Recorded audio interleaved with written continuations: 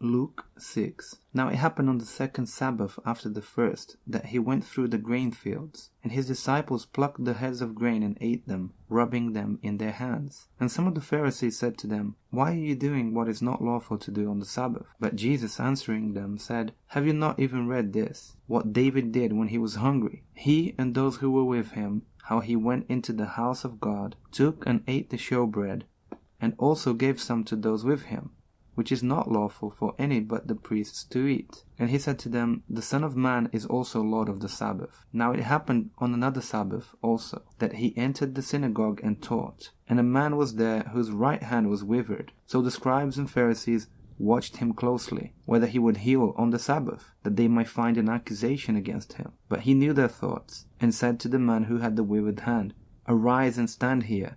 And he arose and stood. Then Jesus said to them, I will ask you one thing. Is it lawful on the Sabbath to do good or to do evil, to save life or to destroy? And when he had looked around at them all, he said to the man, Stretch out your hand. And he did so, and his hand was restored as whole as the other. But they were filled with rage, and discussed with one another what they might do to Jesus. Now it came to pass in those days that he went out to the mountain to pray, and continued all night in prayer to God.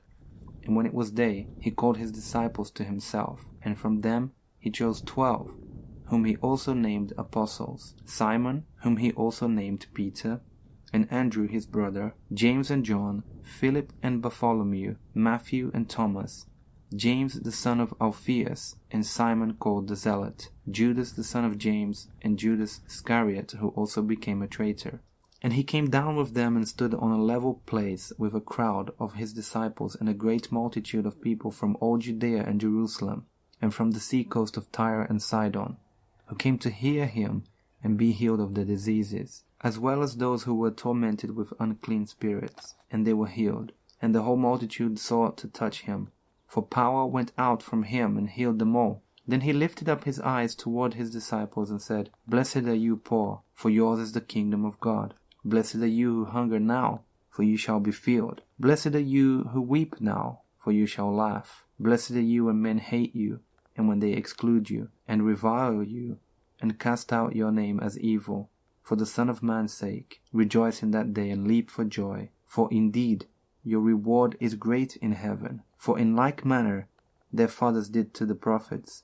But woe to you who are rich, for you have received your consolation. Woe to you who are full, for you shall hunger. Woe to you who laugh now, for you shall mourn and weep. Woe to you when all men speak well of you, for so did their fathers to the false prophets. But I say to you who hear, love your enemies, do good to those who hate you, bless those who curse you, and pray for those who spitefully use you. To him who strikes you on the one cheek, offer the other also. And from him who takes away your cloak, do not withhold your tunic either. Give to everyone who asks of you, and from him who takes away your goods, do not ask them back. And just as you want men to do to you, you also do to them likewise. But if you love those who love you, what credit is that to you? For even sinners love those who love them. And if you do good to those who do good to you, what credit is that to you? For even sinners do the same. And if you lend to those from whom you hope to receive back, what credit is that to you? For even sinners lend to sinners to receive as much back. But love your enemies, do good, and lend, hoping for nothing in return. For he is kind to the unthankful and evil. Therefore be merciful, just as your Father also is merciful. Judge not,